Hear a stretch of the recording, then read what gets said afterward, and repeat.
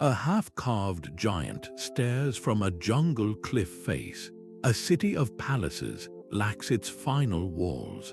These abandoned stoneworks are messages from lost worlds, silent screams of civilizations that vanished overnight. We will explore 20 of these mysterious cultures and the grand projects they left unfinished. You will discover the shocking reasons these societies collapsed, from climate disasters to forgotten conflicts, and what their fates reveal about our own world today. Why would a people suddenly stop building their most important monuments? What catastrophic event forces a culture to simply walk away from its future? The stones themselves hold clues to mysteries that have baffled scholars for generations. What does it truly mean for an entire civilization to disappear from the earth? That half-carved giant is far more than a ruined statue. It is a moment frozen in stone, a society's ambition captured mid-breath. There is a profound and eerie beauty in this state of incompletion, a narrative suspended in time that invites every one of us to become detectives of the distant past. Think of a completed pyramid. It is a statement of absolute power, a closed book, but an unfinished obelisk still partly attached to the living rock, or a temple with only its foundation laid out like a ghostly blueprint on the earth. These are open stories. They spark our imagination in a way a perfect monument never could, because they present a snapshot of a society in motion, abruptly halted. We see the tool marks, the planned but unrealized archways, the empty spaces where gods were meant to dwell. These sites are quiet but powerful reminders. They force us to confront the fragility of even the most powerful empires and the universal human struggle against forces beyond any society's control. The very fact that these grand works are unfinished makes them feel more human, more relatable, and infinitely more mysterious. A perfect palace tells us what a civilization wanted us to see. An unfinished quarry tells us what they were actually doing, the tools they used, the methods they employed, the very moment everything stopped. By studying these abandoned endeavors, we gain a unique window into the daily lives, the shifting priorities, and the sudden, overwhelming crises of people long gone. This exploration of interrupted ambition, of futures promised but never delivered, sets the stage for our journey to uncover 20 remarkable civilizations that vanished, leaving their greatest works waiting forever for a tomorrow that never came. That distinction between a lost city and a vanished civilization is the very heart of the mystery. A city can be emptied by plague or war, its people simply moving to a new location and carrying their culture with them. But a vanished civilization represents a far deeper and more profound loss. It is the extinguishing of a worldview, the silencing of a unique human voice. We are not talking about a community that relocated. We are talking about a way of life that ceased to exist. The knowledge of how to build their monuments, the meaning behind their symbols, the stories told in their language, all of it faded into oblivion. This is what separates a fascinating archaeological site from a true historical enigma. Later peoples often inhabited these empty, magnificent cities, living amongst the colossal stoneworks with no idea who the original architects were. They invented their own myths and legends to explain the giants who came before them, because the true creators had left no living descendants to tell their tale. The unfinished nature of so many stoneworks is the most compelling evidence for this kind of catastrophic, sudden collapse. A city abandoned in an orderly fashion might be stripped of valuables, but a half-carved statue in a quarry or a temple missing its roof speaks of a process violently interrupted. It is a snapshot of ambition frozen in time, a future that was being actively built one day and completely abandoned the next.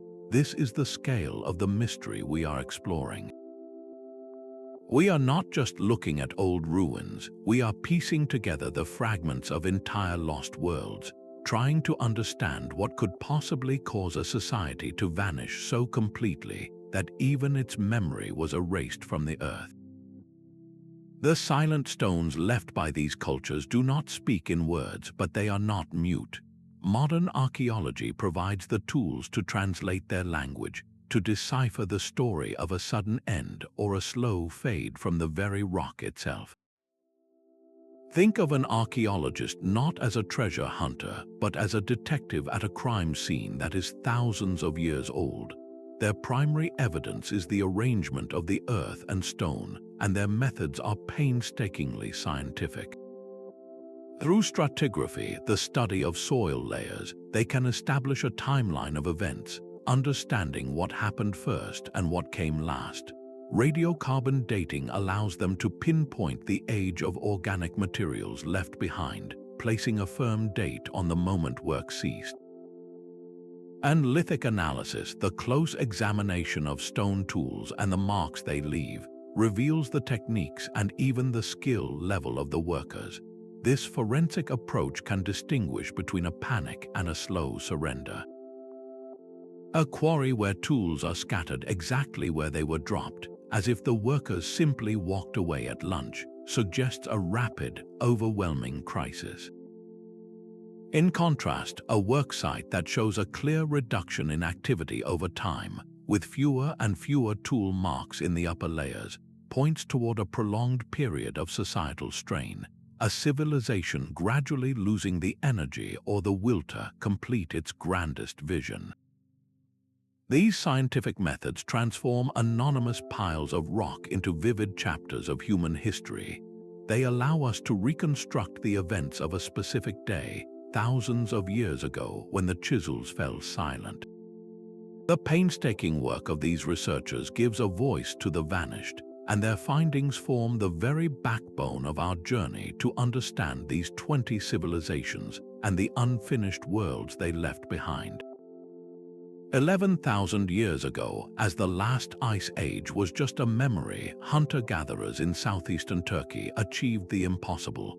They erected Göbekli Tepe, the world's first known temple, a sprawling complex of massive, T-shaped limestone pillars arranged in great stone circles. Each monolith is a work of art, covered with breathtakingly intricate carvings of foxes, scorpions, lions, and vultures. The sheer scale of the labor is staggering, requiring hundreds of people to quarry, transport, and erect stones weighing many tons, all without the benefit of metal tools, pottery, or even agriculture. This was not the work of a simple, nomadic society, but of a highly organized and spiritually complex culture that emerged from the dawn of humanity itself. For centuries, this was a vibrant center of ceremony and community. Then, around 8000 BCE, something extraordinary happened.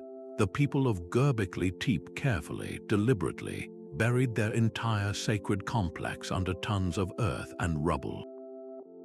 They did not destroy it, they entombed it, preserving its towering pillars for millennia, hiding them from the world until their rediscovery in the 1990s. This intentional burial is one of history's greatest enigmas. Was it a ritual of closure, a way of respectfully retiring a holy place? Or was it an act of preservation, a desperate attempt to protect their spiritual heart from an encroaching new world, perhaps from the very agricultural societies that Göbekli Tepe's existence may have helped to spark? By burying their masterpiece, they saved it from ruin but forever halted its story. The site is complete in its own way, yet profoundly unfinished in the grander scope of what its builders might have envisioned next. What other wonders did they plan to carve from the limestone plateau? We will never know. The act of covering the stones was the final act of their civilization, a silent farewell that echoes through the ages, leaving us with a single haunting question. What profound shift in human history was significant enough to make a people walk away from their greatest achievement and deliberately hide it from the future? Far to the east, on the most isolated inhabited island on Earth, another civilization left its dreams half-carved in volcanic stone. The Moai of Rapa Nui, or Easter Island, are more than just massive heads. They are full-bodied figures that gaze inland from stone platforms, watching over the descendants of their creators.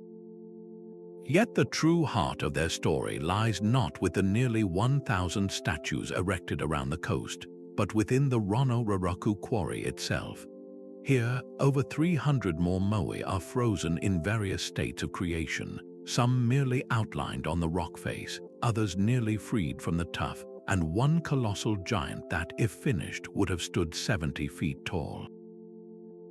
These are not just unfinished statues, they are a cultural engine that was switched off mid-cycle. The scale of production was staggering, with some of these stone figures weighing over 80 tons. The society that created them was intensely competitive, where different clans erected larger and more elaborate moai to display their power and divine connection. This was a central pillar of their world, a spiritual and social arms race carved directly from the mountainside. Then the chisels fell silent for the last time. The evidence points to a devastating convergence of ecological pressures, generations of clearing forests for agriculture, and to use as rollers and levers to transport the massive statues led to severe deforestation. Without trees, the soil eroded, crops failed, and the population faced a crisis it could no longer carve its way out of. This environmental collapse likely ignited fierce conflicts over the island's dwindling resources. The society that had invested so much of its identity and labor into these stone giants found itself with no means and perhaps no reason to continue. The sight of these magnificent, incomplete figures, forever entombed in the soft rock of their birth, is a profoundly sobering one. It stands as a powerful, silent testament to a culture that reached for the monumental, only to discover the hard limits of its own world. A cautionary tale of ambition and its environmental cost that resonates deeply with our own global challenges today. Deep in the humid jungles of the Mexican Gulf Coast, the Olmecs carved a civilization from jade and basalt. They are revered as the mother culture of Mesoamerica, the wellspring from which later societies like the Maya would draw their gods, their calendars, and their awe of the monumental. Their legacy is most famously set in stone with the colossal heads, 17 helmeted giants with stern, enigmatic faces gazing out from the past. But at their great city of La Venta, a more complex and unsettling story is told by the stones.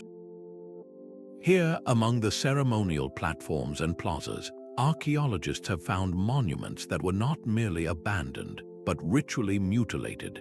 Massive altars and intricately carved columns were deliberately defaced, their features smashed beyond recognition. Some of these great works appear to have been attacked before they were even finished. This is not the slow decay of time, but the mark of intentional, systematic destruction. What could drive a people to disfigure their own sacred art, the very embodiments of their power and piety? The evidence points towards periods of profound internal upheaval, perhaps violent shifts in leadership or radical religious change. It suggests a society turning on its own symbols, a culture actively erasing its own face. The Olmecs as a distinct political force did vanish from history, their great centers reclaimed by the jungle. Yet they never truly disappeared. Their cultural DNA was absorbed and transformed by every civilization that followed. This is the core of their mystery. Their unfinished and defaced monuments speak of an ending, a moment of turmoil and transition. But their artistic and spiritual influence speaks of a beginning, a foundation for all that was to come. They left behind the blueprint for Mesoamerican civilization, but not the continuous society to live in it, forcing us to wonder what internal pressures could cause a mother culture to fracture, leaving its children to build upon the pieces. The transition from Olmec self-destruction to Nabatean ambition reveals another facet of a culture's abrupt end. High in the rose-red cliffs of Petra, a different kind of silence hangs over the stone. Here, the unfinished tomb stands as a stark, skeletal contrast to the ornate treasury and the majestic royal tombs that draw countless visitors. Its facade is a raw, stepped outline, a ghostly geometry of what was meant to be. The detailed columns, pediments, and statues that adorn its neighbors were never begun here, leaving only the massive, rough-hewn scars of the initial quarrying process. This is not a ruin worn down by time. It is a project caught in its very first act, a blueprint rendered directly onto the cliff face. This single monument offers a masterclass in Nabatean engineering. We can see the precise method they used, starting from the top and carving downward, meticulously removing the rock in layers to prevent catastrophic collapses. The neat step channels and the niches for the workers' scaffolds are still clearly visible, frozen in time. This tomb was meant to be another private monument for a wealthy elite, a display of power and status that would last for eternity. Yet the chisels stopped and the scaffolds were taken down for the last time. This cessation coincides almost perfectly with a single, world-altering event: the Roman annexation of the Nabatean kingdom in the year 106 of the Common Era. Overnight, the economic and social engine that powered Petra's golden age was fundamentally disrupted. The Nabateans were master traders who grew immensely wealthy by controlling the incense routes. That private wealth is what funded these spectacular, custom-carved tombs. When Rome absorbed the kingdom, the flow of commerce, power, and patronage shifted irrevocably. The new Roman administration had different priorities, funding public works like colonnaded streets and baths, rather than private, dynastic monuments for local nobles. The individual who commissioned this tomb likely found his fortune, his influence, or his very reason for such a display had vanished into the new political reality. The unfinished tomb is therefore more than an abandoned construction site. It is a stone diary entry marking the end of one era and the forced beginning of another. It captures the precise moment when a unique cultural identity, expressed through rock and chisel, was superseded by the homogenizing power of an empire, leaving one patron's grand vision forever trapped between the rock and a hard place. That same volcanic fury that entombed the Nabateans' ambition echoes in a far more ancient cataclysm. On the island of Crete, the magnificent palace of Knossos was once the vibrant heart of Minoan civilization, a labyrinthine complex so advanced it featured running water and brilliant, colorful frescoes celebrating a peaceful, seafaring culture. Then, around the year 1450 before the Common Era, a series of devastating events unfolded. The colossal eruption of the Thara volcano, over 100 kilometers away, was a world-ending event for the Minoans. It would have generated towering tsunamis that smashed into Crete's northern coast, followed by years of volcanic ash cloaking the sun and crippling agriculture. The Grand Palace suffered immense damage. In the aftermath, we see a society reeling, trying desperately to reclaim its past glory. Archaeological evidence points to a period of frantic, haphazard reconstruction. Some walls were patched together with inferior materials, and key ceremonial areas were left in disarray. Most tellingly, several significant projects were simply abandoned mid-repair, their workshops left with tools and materials scattered, as if the workers walked away and never returned. This incomplete recovery speaks volumes.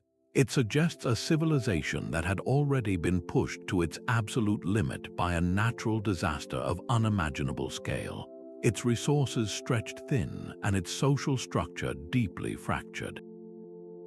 Some scholars suggest that in this weakened state, the Minoans were vulnerable to conquest by the rising Mycenaeans from mainland Greece. Whether the final blow came from outside invasion or from internal collapse under the strain, the result was the same. The unfinished repairs at Knossos are the archaeological signature of a culture that exhausted its ability to bounce back. The Minoans, who gave us the myth of the labyrinth and the Minotaur, ultimately faded from history into the very realm of legend, their vibrant world silenced, leaving behind a palace that could never be fully restored. But the silence of the Indus Valley is of a different kind altogether. Spread across what is now Pakistan and northwest India, this was one of the ancient world's most expansive and sophisticated societies, a civilization of engineers who built not in stone, but in millions of uniformly sized kiln-fired bricks. Their great cities, Mohenjo-Daro and Harappa, were marvels of urban planning, laid out on a precise grid system with the world's first known municipal sanitation, complete with covered drains and bathrooms in nearly every home. This was a society that mastered complexity on a grand scale, a testament to a powerful, centralized authority that could organize labor and resources for the common good. Yet around 1900 years before the Common Era, the rhythm of this well-ordered world began to falter. Archaeologists digging through the layers of these cities notice a profound and telling shift. The upper, more recent levels of construction show a clear decline in ambition and quality. The fine, standardized bricks of the Golden Age are replaced with smaller, less uniform bricks, often salvaged from older, crumbling structures. Most tellingly, the grand public works that defined the civilization, the great citadels and meticulously maintained water systems, show signs of being scaled back, repaired haphazardly, or simply left incomplete. This is not the evidence of a sudden invasion or a single catastrophic event. It is the archaeological signature of a slow unraveling, a gradual loss of the central coordination that held everything together. The reasons for this long fade are still pieced together by researchers. A major theory points to climate shifts that may have caused the life-giving Gaga-Hakra river system, the backbone of their agriculture, to slowly dry up, dispersing populations and straining resources. Others suggest a reorientation of trade networks undermined their economic foundation. Whatever the precise combination of causes, the result was a civilization that lost its collective momentum. The knowledge of city planning, of large-scale brickmaking, and of complex water management, knowledge that had been passed down for centuries, simply faded away, lost for thousands of years. The Indus Valley civilization did not vanish in a dramatic flash, but in a slow, quiet dimming of its light, leaving behind the ghostly, orderly streets of its cities as a monument to what happens when the intricate threads of social order, one by one, begin to snap. A king's ambition can reshape the very earth, but it can also be undone in a single generation. Deep in the Cambodian jungle, far from the familiar spires of Angkor Wat, lies the abandoned city of Ko Ker. For a brief 20-year period in the 10th century, this remote site served as the capital of the mighty Khmer Empire, a sudden and spectacular new center of power. The scale of construction was frantic and immense. Dozens of temples rose from the forest floor, but one structure dwarfed them all, a colossal seven-tiered pyramid known as Prasat Tam. This man-made mountain was designed to be the spiritual axis of the new capital, a stairway to the realm of the gods. Yet the most telling monument at Ko Ker is not this finished pyramid, but a work of even greater audacity that was left incomplete. Carvers began transforming a massive natural rock outcrop into a gigantic linga, a sacred representation of the Hindu god Shiva. The work was abruptly halted, leaving the stone only partly freed from the earth. The visible scars of the quarrying process are still there, a ghostly outline of a divine form that never emerged. Why would an empire pour such immense resources into a new capital, only to abandon it so quickly? The sudden shift of the royal court back to Ankara suggests a period of intense political instability. Perhaps a powerful king died, and his successor lacked the will or the authority to continue his predecessor's grand, isolated project. It is possible the logistical strain of supporting a massive population in this remote location simply became too great, overextending the empire's resources. Or was it the result of a bitter royal dispute, a schism that forced a dramatic reversal of policy? The unfinished megaliths of Ko-Kur stand as a stark lesson in the fragility of centralized power. They represent a grandiose vision that burned with incredible intensity for a moment, a satellite capital that flashed into brilliance and was just as quickly left behind. The stones themselves are a permanent record of ambition outpacing reality, a future that was being carved directly from the wilderness until the moment the empire simply turned its back and walked away. The drive for immortality carved in stone could also end in a single, catastrophic crack. In the sun-scorched quarries of Aswan, Egypt, rests the unfinished obelisk, a monument that never was. This colossal shaft of red granite remains partially attached to the living bedrock, a testament to a project of staggering ambition that was abruptly terminated. Had it been successfully raised, it would have soared to a height of over 40 meters, becoming the single largest obelisk ever created by the ancient Egyptians. The site itself is a frozen moment in time, an open-air classroom where the very methods of these master stoneworkers are laid bare. Deep trenches surround the obelisk's form, and the precise marks of their dolomite stone hammers are still visible on the granite, showing exactly how they painstakingly pounded the rock away. Then the work stopped. A devastating flaw appeared in the stone, a deep crack that rendered the entire monolith useless for its sacred purpose. You can almost hear the silence that must have followed the discovery, the collective dismay of the workers and overseers. The project was simply abandoned, the giant left to the elements. This failure is powerfully linked to the reign of the female pharaoh Hatshepsut, a ruler known for her own monumental building projects. The obelisk's fate underscores the incredible risks these rulers took in their quest for eternal glory. The resources poured into such an endeavor, the hundreds of laborers, the years of planning and toil, all could be nullified by the hidden imperfections within a single block of stone. The unfinished obelisk is more than a failed project. It is a raw and humbling lesson in the limits of even pharaonic power, a permanent reminder that the path to immortality is littered with the ghosts of ambitions that the very earth itself refused to yield. The same volcanic fury that silenced the Minoans would soon challenge their successors. The Mycenaean Greeks, the legendary world of Agamemnon and the Trojan War, inherited the Aegean stage only to face their own abrupt final act. Across their great citadel palaces from Mycenae to Turin, the stonework tells a story not of gradual decline but of frantic, desperate preparation.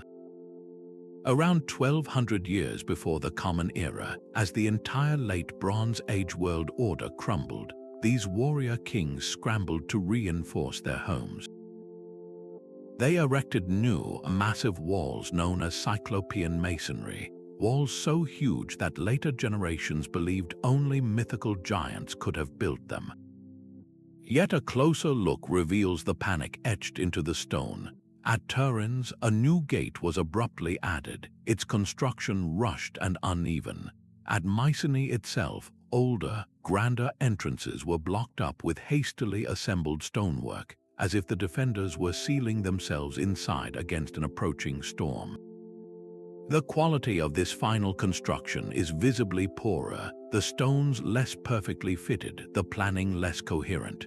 This is not the methodical work of a confident kingdom, but the last-minute patchwork of a society under siege from forces it could no longer control.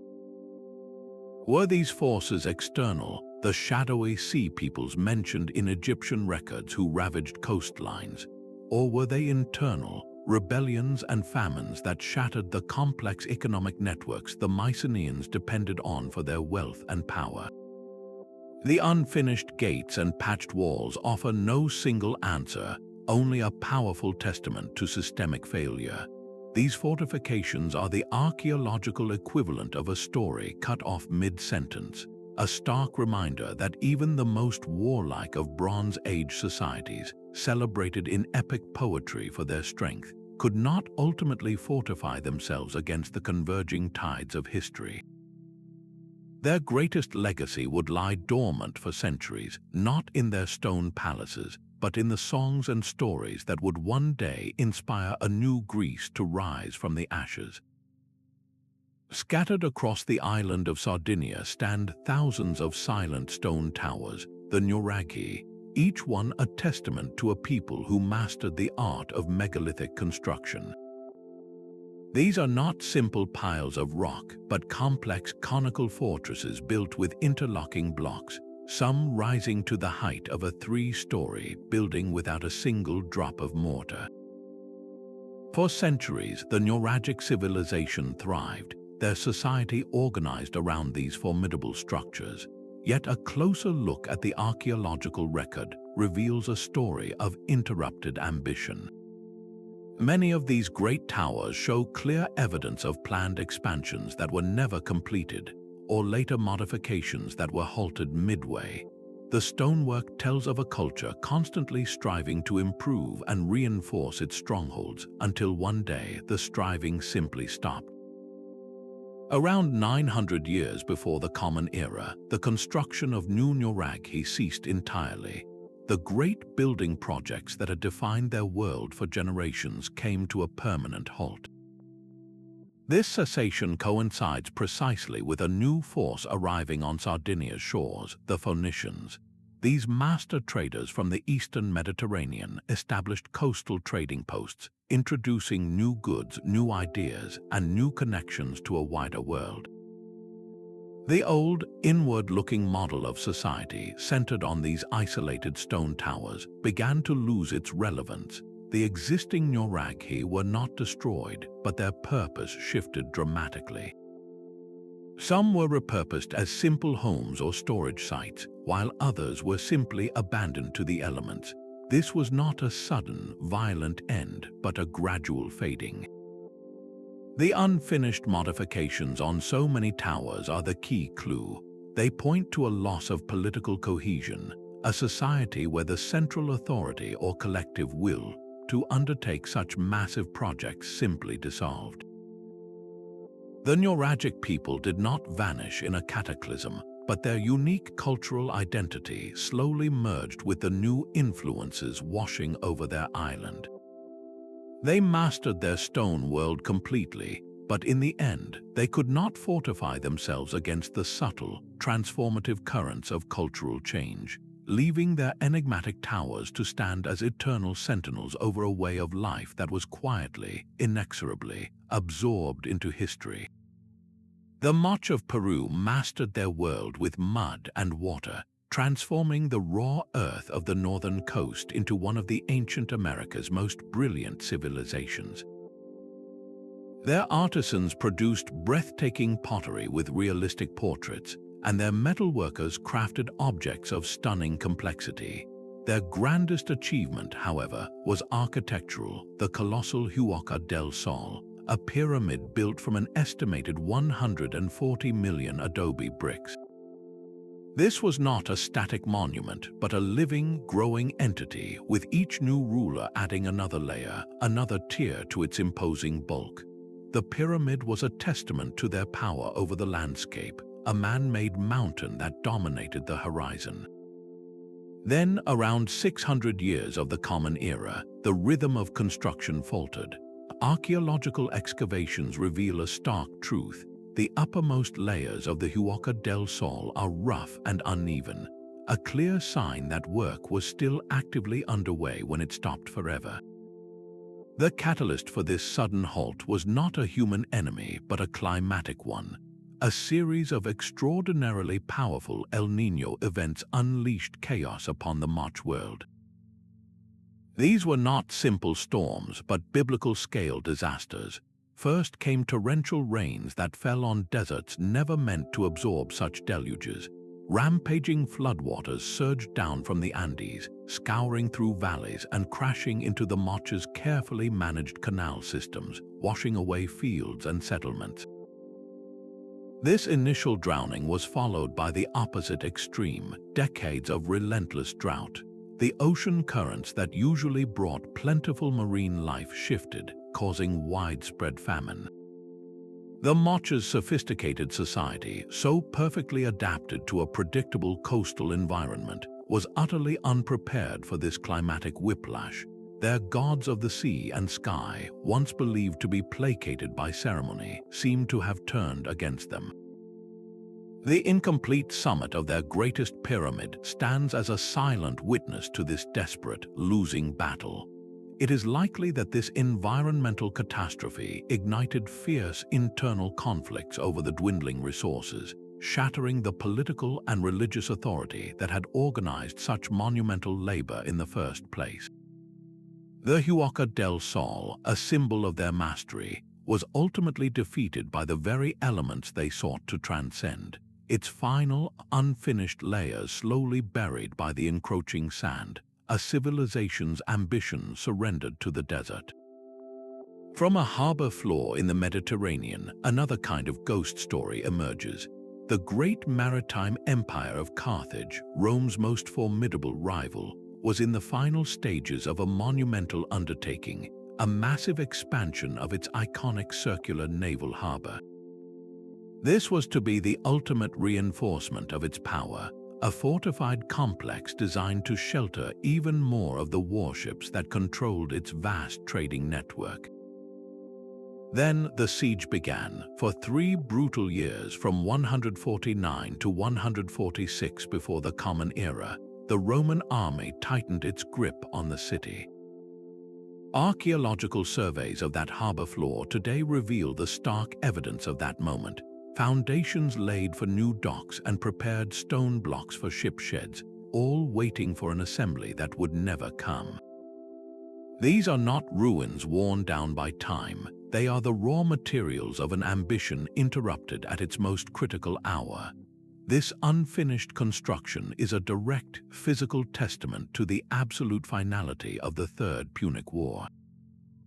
While the famous story of the Romans salting the earth is likely more legend than fact, the true, silent witness is this submerged stonework.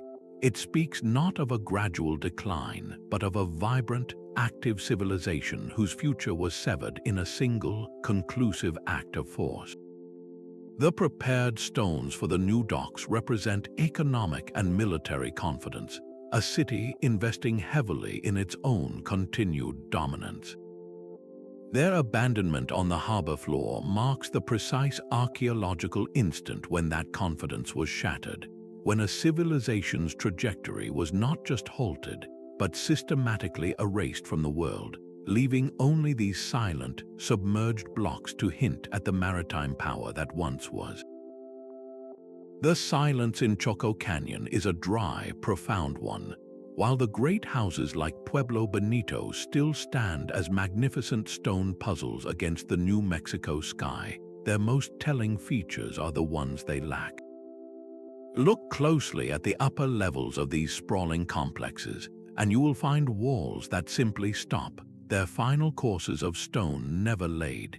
Kivas, the sacred circular chambers that were the heart of community life, sit half-excavated, their floors waiting for plaster that would never be applied. These are not ruins worn down by time, they are blueprints frozen in the middle of being read.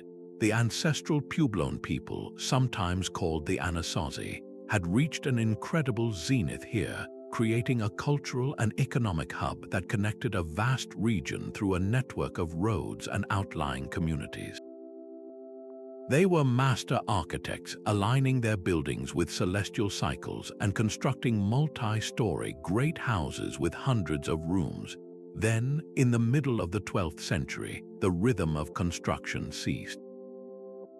The answer to why they stopped is written not in stone, but in the rings of ancient trees.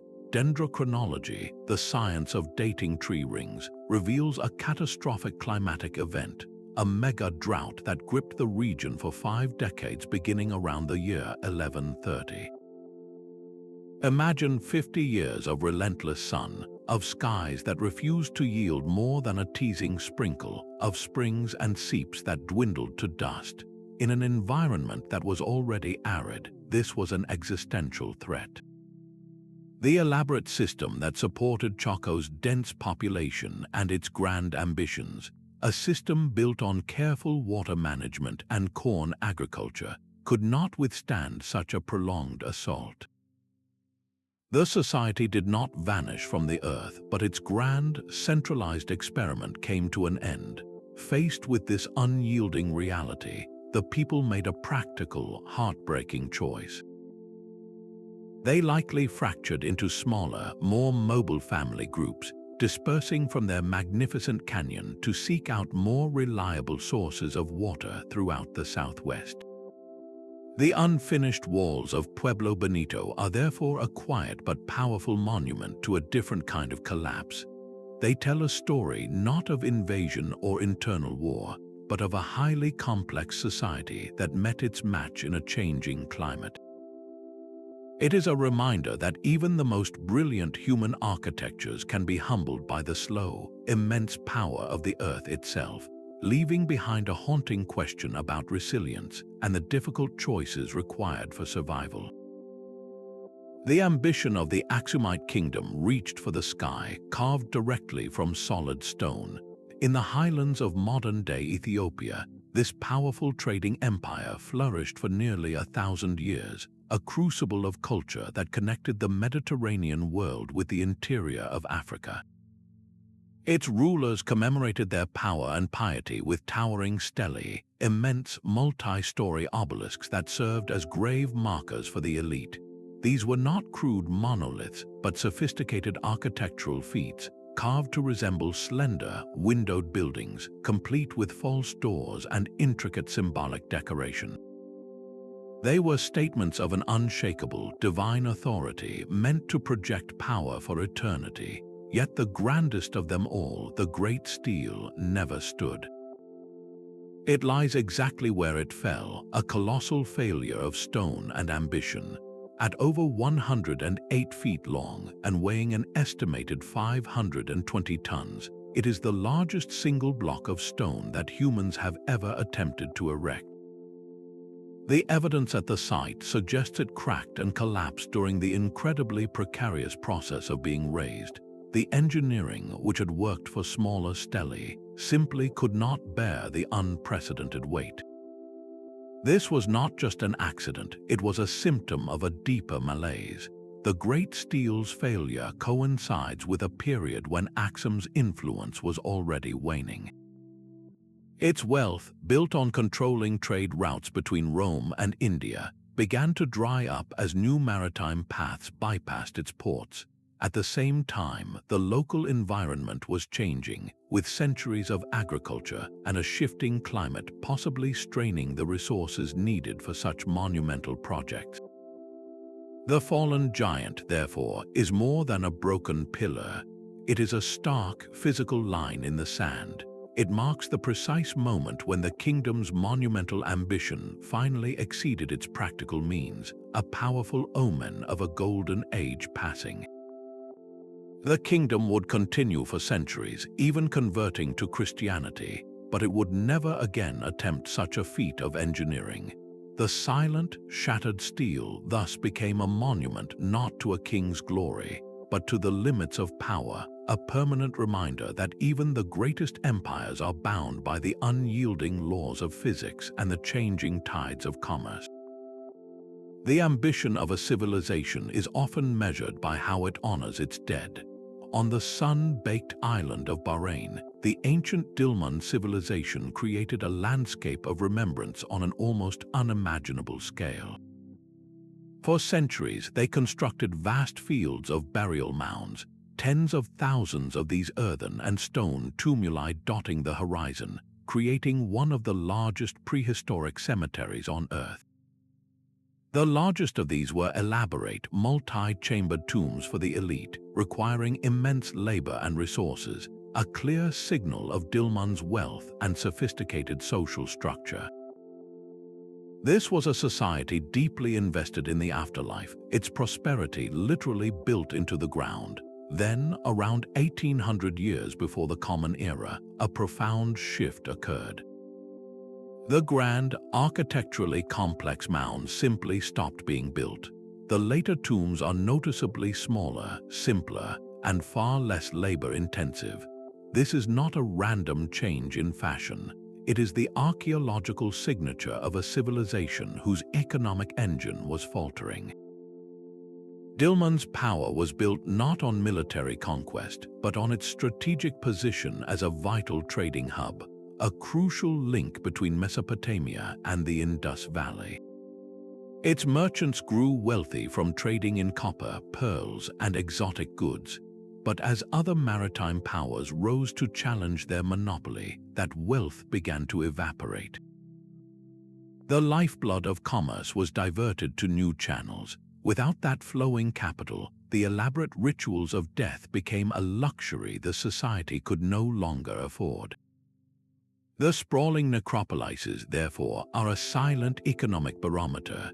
The unfinished sequence of mounds, from the grand and complex to the small and simple, tells a story of gradual decline rather than sudden collapse. It shows a society slowly losing the means to project its power, even in death. The most poignant monuments are not the largest, most finished tombs, but the later, humbler ones, which speak of a culture adjusting to a new, diminished reality, its architectural ambition quietly fading away with its economic prosperity. The foundations of a new wall at Hattusa are shallow and rushed, a desperate scratch in the earth made by an empire on the brink. The Hittite capital was a fortress city of immense power, a superpower that rivaled Egypt itself, its original walls already formidable. Yet, as the late Bronze Age world fractured around 1200 years before the Common Era, its engineers began a frantic, final project. We can see the evidence today in scattered stone blocks and gateways that were never raised to their intended height. This was not a planned expansion, but a last-ditch scramble to reinforce the city against a threat that was closing in. The work was abandoned so suddenly that tools and materials were likely left where they lay, the workforce dissolving into a tide of refugees.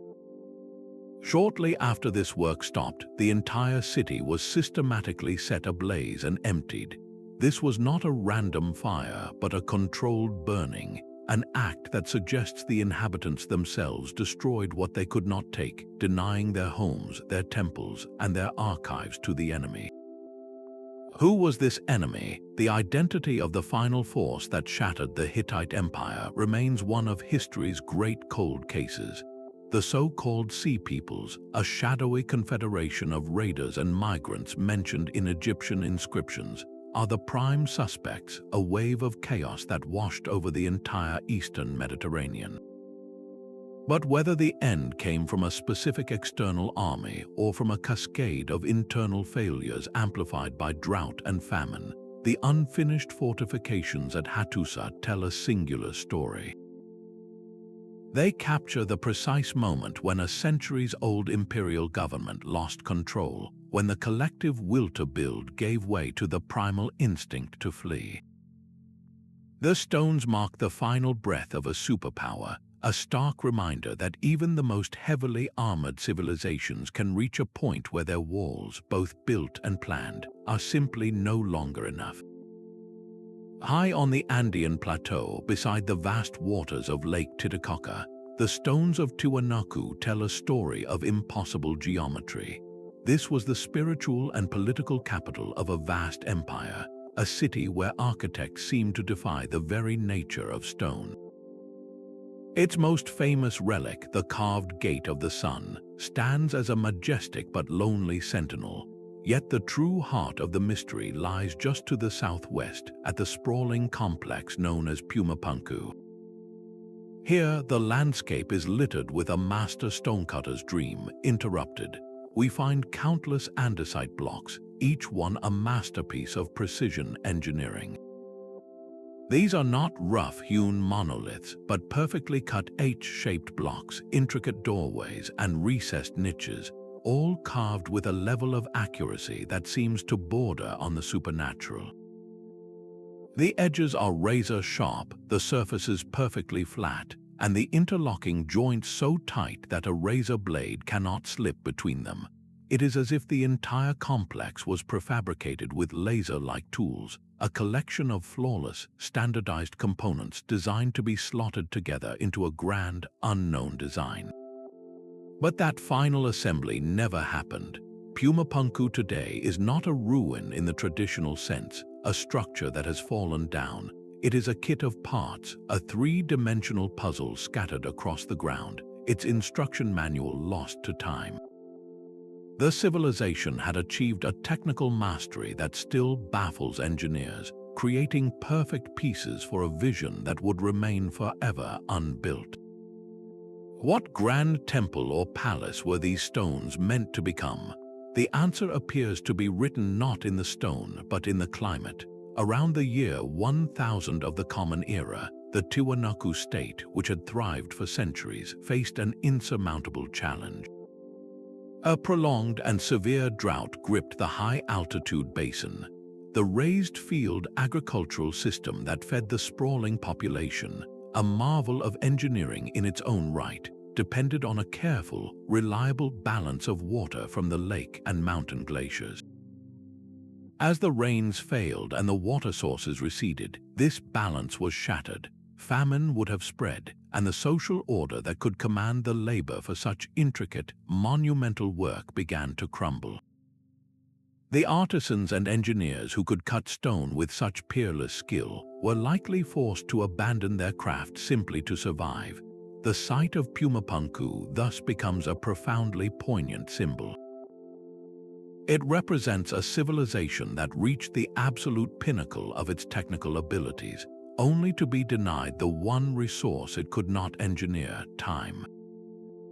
They left behind a legacy of perfect components, a promise of architectural glory that the land itself ultimately refused to allow.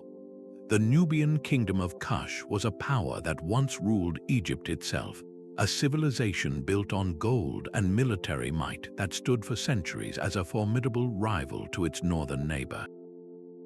Yet at their royal necropolis of Meroe, a different story is told in the angles of the stone. Here, hundreds of steep-sided pyramids rise from the desert. A breathtaking forest of stone points against the sky. But a closer look reveals a telling evolution. The earliest pyramids are grand and elegantly proportioned, masterpieces of craftsmanship. As generations pass, however, the later structures become noticeably smaller, steeper, and constructed with less refined stonework. Their profiles grow more rushed, their corners less precise. Some of the final pyramids are little more than rough stone cores, their smooth external casing never applied, their summit capstones never placed. This was not a change in artistic style, but a clear decline in architectural ambition.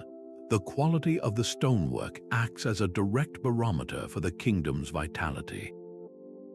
For centuries, Kush's wealth flowed from its control over vast gold mines and its dominance of trade routes.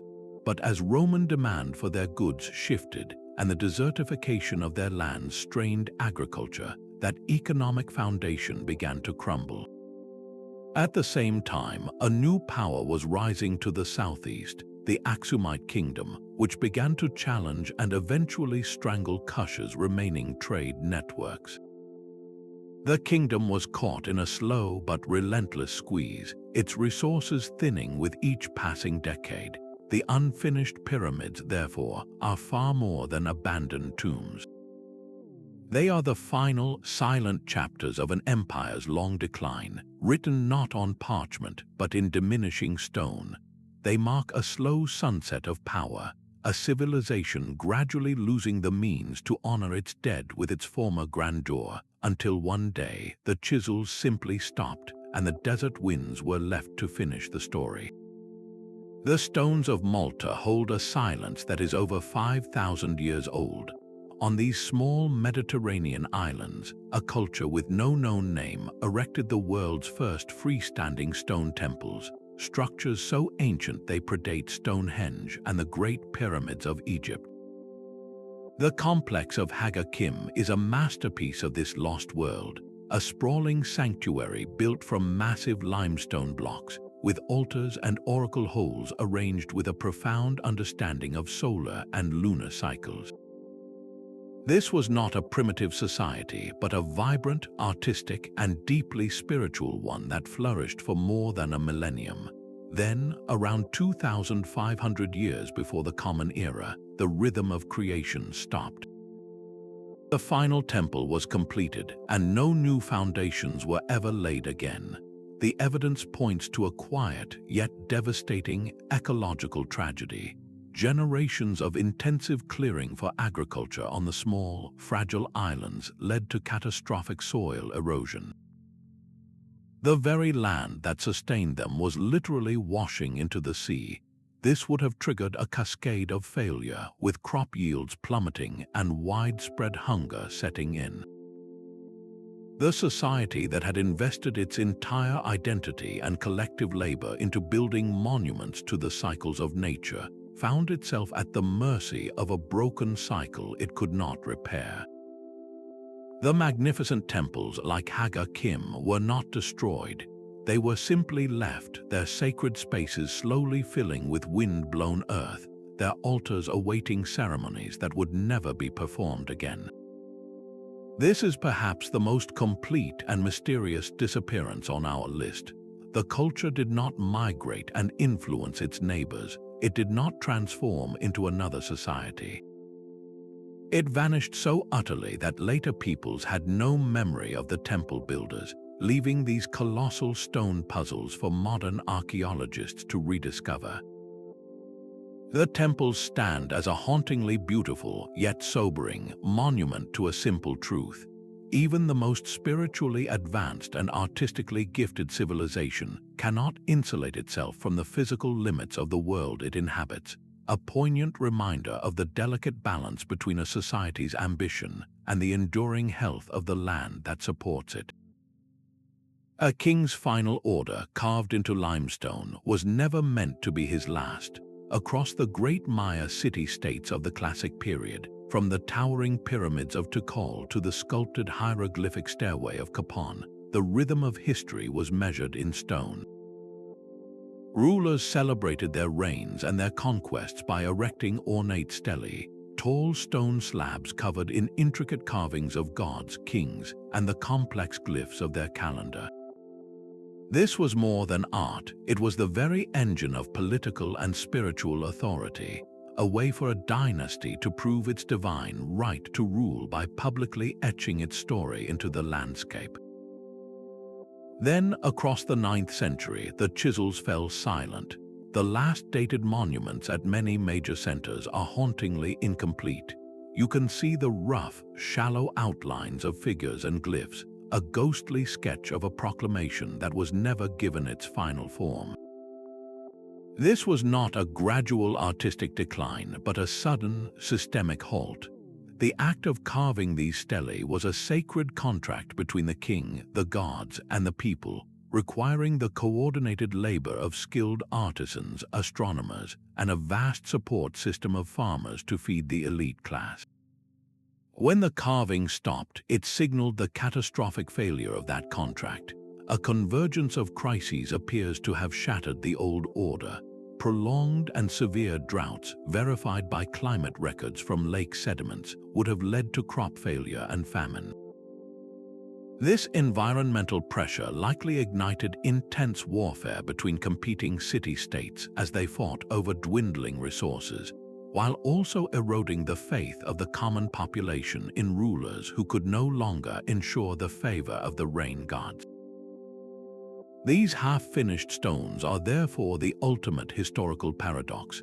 The Maya, who meticulously recorded their history for centuries, left their final chapter as a collection of rough drafts. The silence of the stelae marks the moment when the institutions of kingship and priesthood dissolved, when a civilization that had so brilliantly chronicled its own passage through time simply ran out of future. The recurring echoes from these 20 vanished worlds form a sobering chorus. A single theme binds the half-carved Moai to the empty plazas of the Maya, the fallen Aksumite stele to the buried temples of Göbekli Tepe. Time and again, the stones tell us that environmental fragility was the great unraveler. A prolonged drought spanning decades could shatter the most sophisticated agricultural systems, turning plenty into famine and dispersing populations that once thrived. This was often compounded by a society's own hand, the relentless overuse of the very resources that gave it life. The forests of Rapa Nui fell to transport ever larger statues. The thin soils of the Indus Valley were exhausted by generations of farming, and the delicate ecology of Malta eroded away from centuries of cultivation. These were not malicious acts, but the slow, cumulative outcome of a civilization's growth pressing against the finite limits of its environment. Yet nature alone rarely delivers the final blow. The human element proved just as decisive. A rigid social structure where power was concentrated in a ruling elite often proved incapable of the flexibility needed to navigate a true crisis. When the rains failed, the response was sometimes to double down on tradition, to build a grander pyramid or carve a more imposing statue in a desperate plea to the gods, a strategy that only accelerated the consumption of dwindling resources. Warfare between rival city-states, as seen in the Maya world, drained collective strength at the very moment it was most needed for survival. The unfinished stones are the ultimate testament to this loss of resilience. They mark the precise moment when a society's ability to organize collective labor, to feed its artisans, and to believe in a shared future simply evaporated. This is the universal warning etched into these abandoned quarries and half-built walls. No civilization, regardless of its architectural genius or military might, is insulated from the consequences of living beyond its ecological means or from the dangers of a social order too brittle to adapt. The silent stones of these 20 cultures ask us a direct and urgent question. As we face our own global challenges of climate shifts and resource management, what lessons will we choose to learn from their interrupted ambitions, and what future are we carving for ourselves today? Our journey through these silent quarries and half-built cities uncovers a deep and humbling pattern in the human story. These unfinished stones are far more than ancient ruins. They are moments of ambition frozen in time, capturing the instant a society's future was irrevocably altered. They stand as powerful reminders that civilizations are not permanent monuments, but dynamic and fragile entities whose endings can be just as illuminating as their golden ages. The silent warnings from Rapa Nui, the sudden quiet in the Maya plazas, and the deliberate burial of Göbekli Tepe all pose a direct challenge to us in the modern world. They ask us to look at the foundations of our own global society and to consider the legacy we are actively constructing with our choices. What will the archaeologists of the far future deduce when they uncover our own unfinished projects, our own interrupted ambitions? I would love to hear which of these 20 civilizations resonated most deeply with you. Share your thoughts in the comments below. If these mysteries of the past have captivated your imagination, please subscribe for more journeys into the forgotten corners of our